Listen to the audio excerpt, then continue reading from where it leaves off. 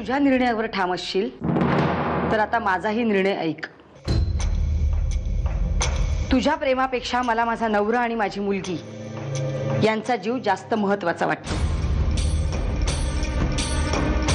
उद्या तुझ्या निर्णयामुळे जर रणवीर राजे शिर्केंनी त्यांच्या जीवाचं काही बरं वाईट केलं तर त्यापेक्षा आम्ही तिघं हे घर सोडून निघून जातो।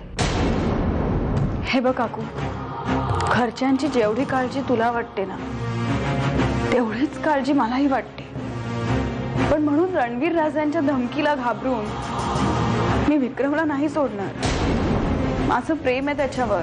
काकूंनी मला धमकी दिली आहे काका, विक्रमशी लग्न करण्याचा निर्णय जर मी बदलला नाही तर तुला आणि श्रावणीला घेऊन ती घर सोडून जाईल म्हणाले।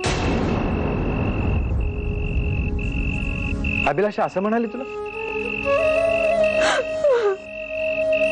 असा कोणता मोठा गुन्हा केलाय काका मी की आपल्या घरात आता हे असं घडावं?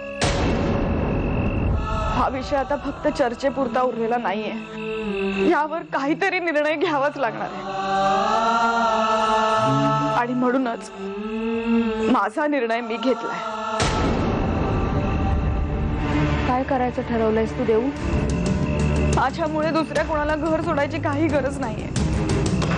मीच हे घर सोडून निघून जाईल आणि रणवीर राजांना जाऊन सांगेन की माझ्या घरच्यांना आता त्रास देऊ नका, माझा त्यांच्याशी काही संबंध नाहीये, मग तुम्ही सगळे सुखी व्हाल। वागळे सर, मी सुद्धा तुमच्या बरोबर आले असते तर? नाही साक्षी, राजची सुनावणी ही जाहीरपणे होणार नसल्यामुळे तू तिथं नाही येऊ शकत।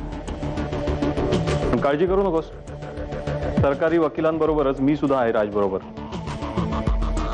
जेवढ्या लवकर याचे साथीदार पकडले जातील तेवढ्या लवकर ह्याची सुटका होईल। देवेन त्यांची आई तुम्हाला साईमांनी भेटायला बोलवलंय, तेव्हा तुम्ही आमच्याबरोबर चला, या बसा गाडीत। अहो असं कसं शक्य आहे?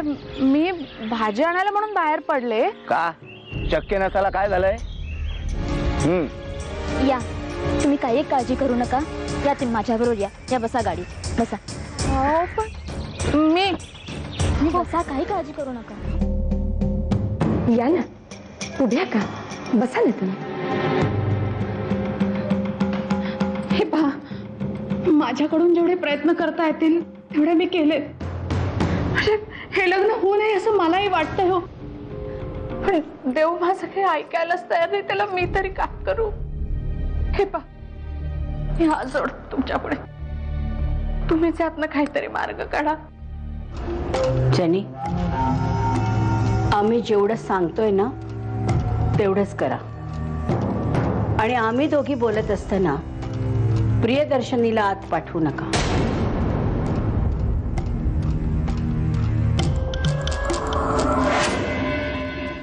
साक्षी, मी वहिनीची वाट बघते, भाजी आणायला गेल्यात, 1.5 तास होऊन गेला अजून आल्या नाहीयेत। इथून नाक्यावरनं तर आणायची भाजी। गोदा काकूकडे आहे का बघते मी। साक्षी, साक्षी कुठे गेली? एवढ्या हाका मारतोय, लक्षही दिलं नाही। अहो वहिनी भाजी आणायला गेल्यात, अजून आल्या नाहीयेत, 1.5 तास होऊन गेला, त्यांनाच बघायला गेली। आता आम्ही काय सांगतोय ते नीट लक्ष देऊ नये का? रणवीर राजे जिद्दी आहेत, हे लग्न होऊ नये म्हणून ते काहीही करायला तयार आहे। आजवर आम्ही त्यांना थोपवलं ते एक आई म्हणूनच। देवयानीला समजवण्याची शेवटची संधी, तिला सांगा हे लग्न करून ती कधीही सुखी होणार नाही, कारण आम्ही तिला सुखी होऊ देणार नाही। यापुढे कुठलीही भावना आम्हाला जास्त श्रेष्ठ वाटत नाही, वाटणार नाही। राहिला प्रश्न आदित्यराजांना समजवायचा, ते तर आम्ही समजवू, पण आधी तुमच्या मुलीला समजवा, नाहीतर तिच्या या आत्महत्येबद्दल तिला आयुष्यभर रडावं लागेल। साईमा, निघा तुम्ही।